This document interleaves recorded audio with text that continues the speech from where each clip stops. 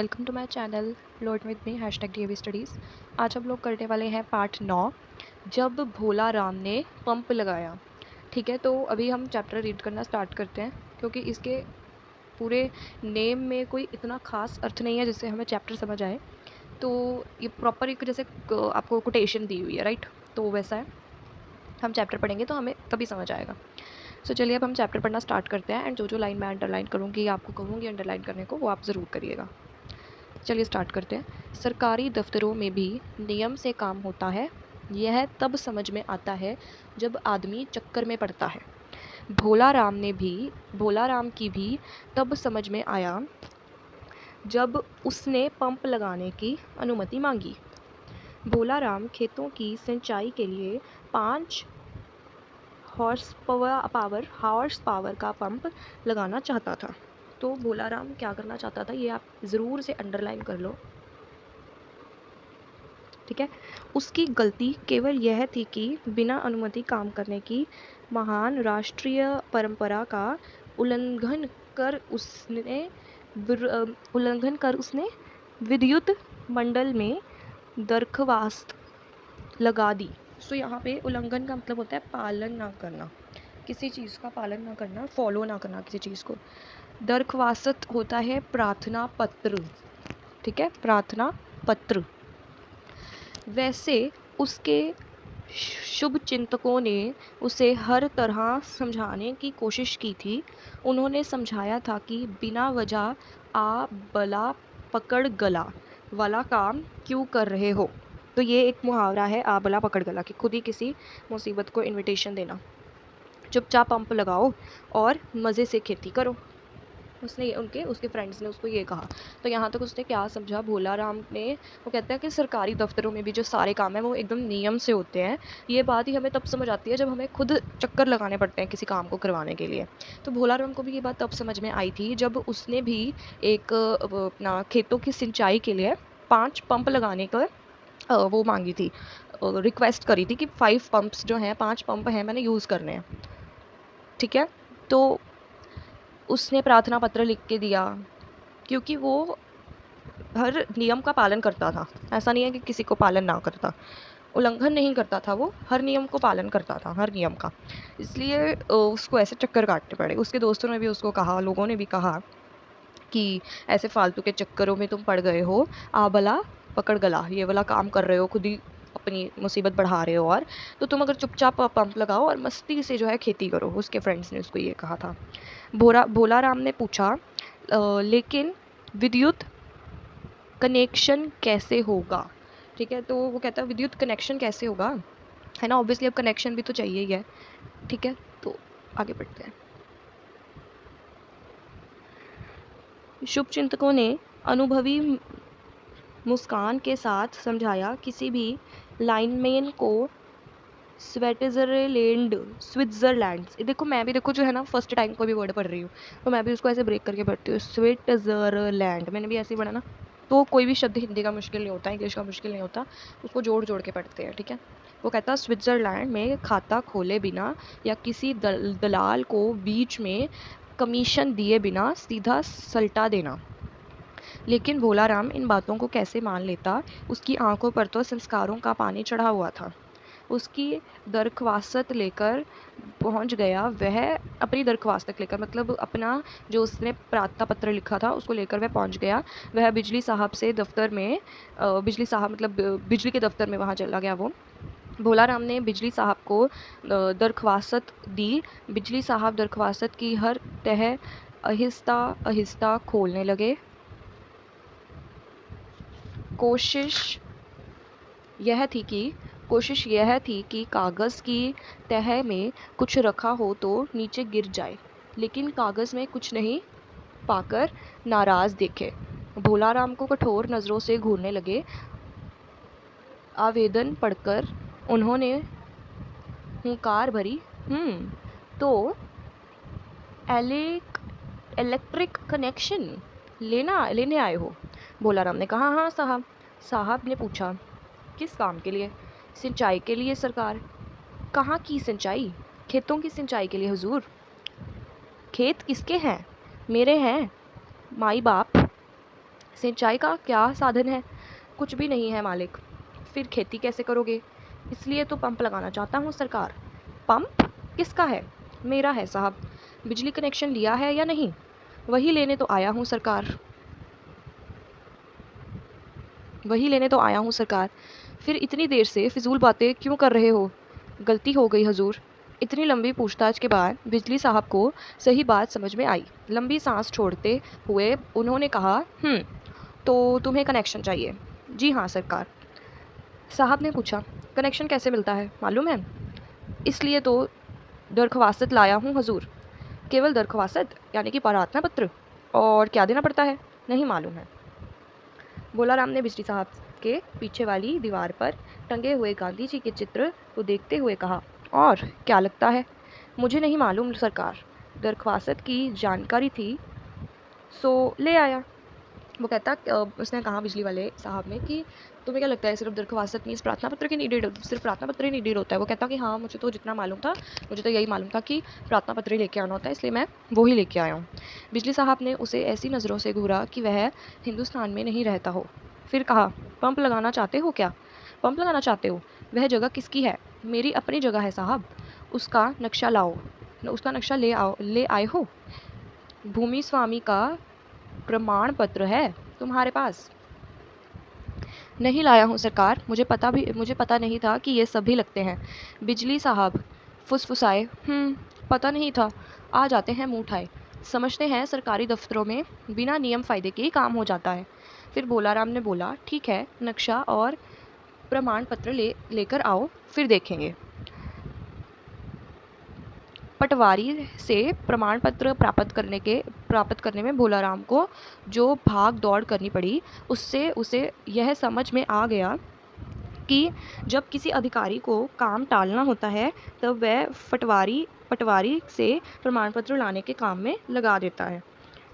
किसी इलेक्शन जीतने की खुशी हासिल हुई भोलाराम को जब उसे पटवारी से प्रमाण पत्र प्राप्त हो गया।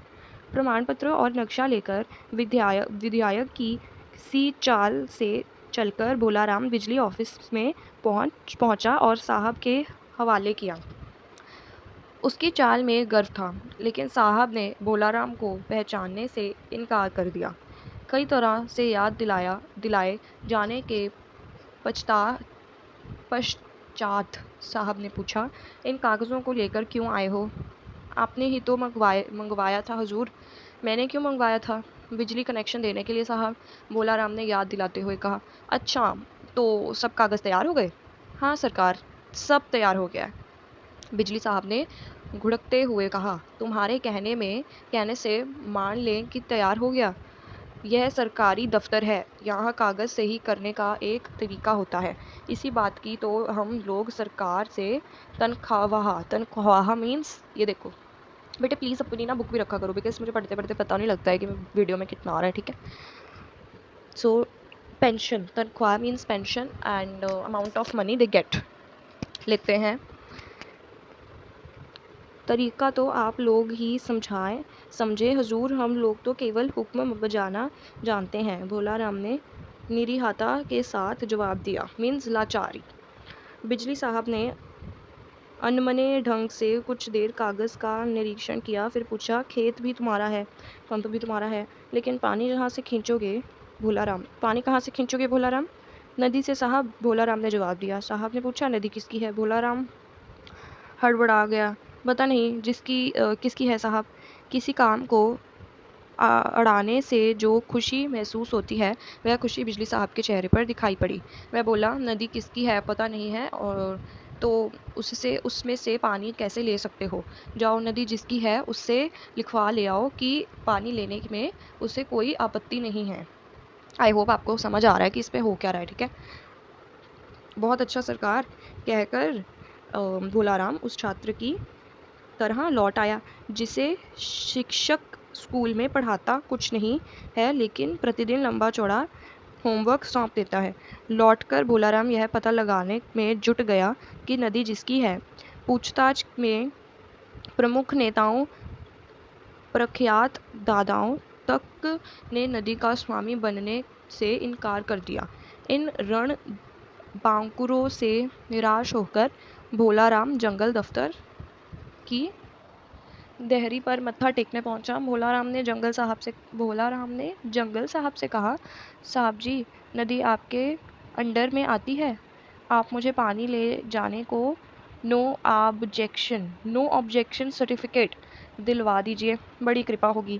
जंगल साहब ने कहा, कोई नदी वदी हमारे अंडर में नहीं आती है, हमें जंगल काटने से ही फुर्सत नहीं है, नदी का हिसाब लगाने कहाँ जाएंगे। अरे, नदी हमारी होती तो अब तक केवल रिकॉर्ड में दिखाई देती, वास्तविकता में पेड़ों की तरह कब की साफ हो गई होती।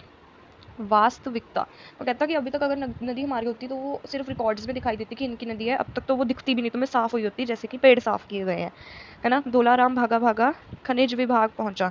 खनिज साहब ने कहा, क्या हमें मूर्ख समझता है, सरकारी कुर्सी पर बैठे हैं, कोई घास नहीं छील रहे हैं। अगर नदी खनिज विभाग में आती तो हम अभी उसकी बूंद बूंद रॉयल्टी पर उठा देते। जाओ, इसी सब मलाई का काम राजस्व विभाग के अंडर में आता है। भोलाराम तुरंत तहसीलदार श्रवण गच्छामी हुआ।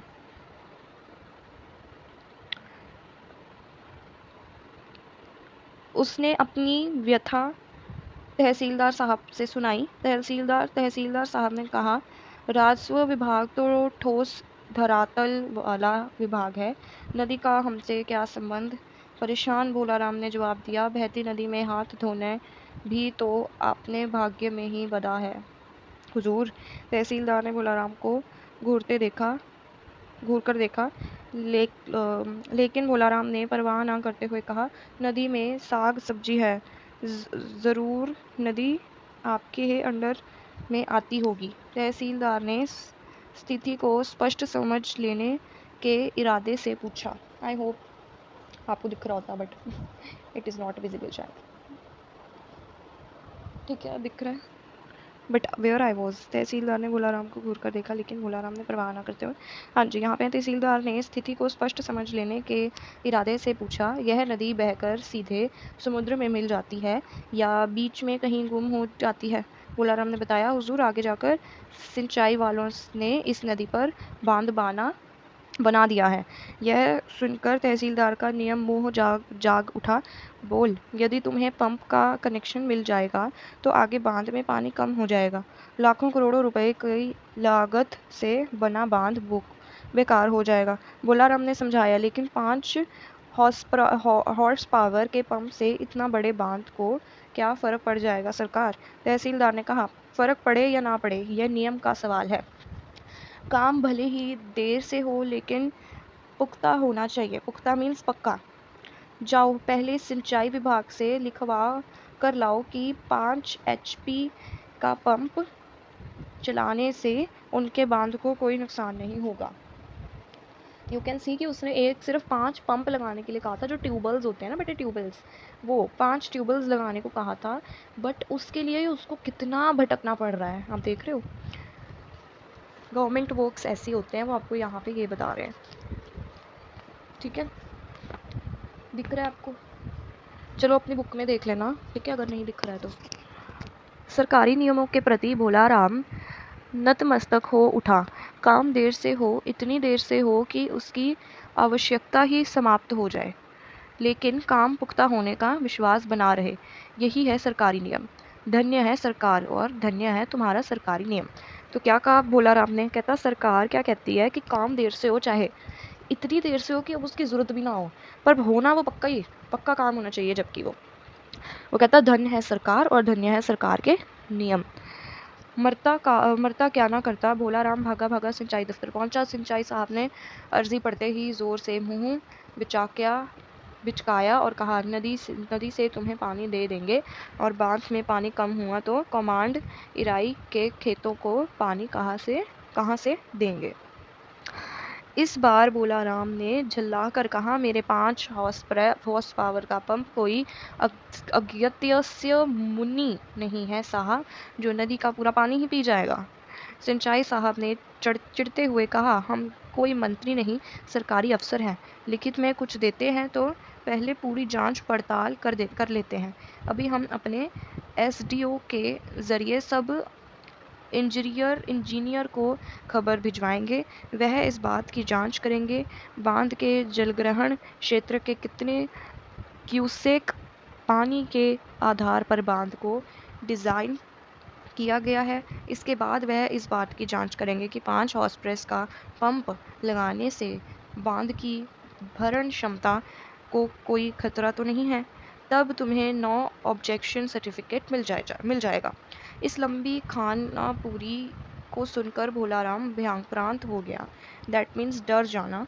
सहमते हुए उसने पूछा, इस कार्रवाई में कितना समय लग जाएगा साहब? साहब गुराए, क्या हम लोग तुम्हारे ही काम के लिए खाली बैठे हैं? सरकारी नौकर हैं। सरकारी बैठकों दारों से फुर्सत मिलेगी तब सोचेंगे। कम से कम 1 माह का समय तो लग ही जाएगा। भोलाराम को थोड़ा सा एडजस्ट करके मैं इसको रखती हूँ, वेट, ठीक है।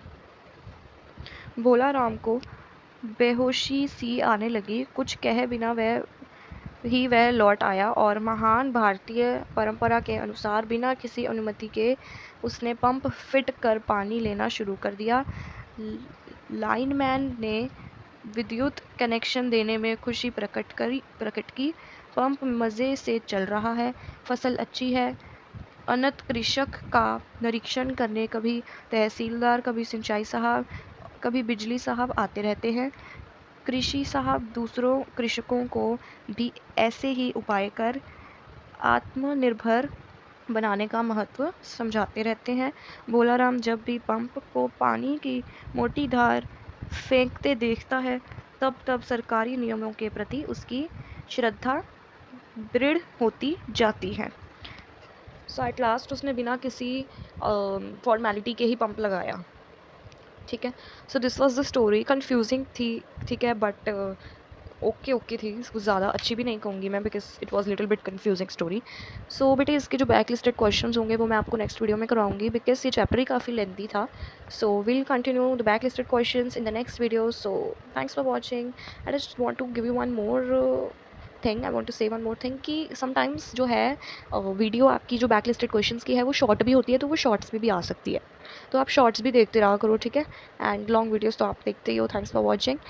बट आप लोग लाइक नहीं करते हो वीडियो को एंड सब्सक्राइब तो चैनल को करते नहीं हो। सो आई होप कि after this video you will surely subscribe to the channel and you will surely like the video. Thanks for watching. Bye bye.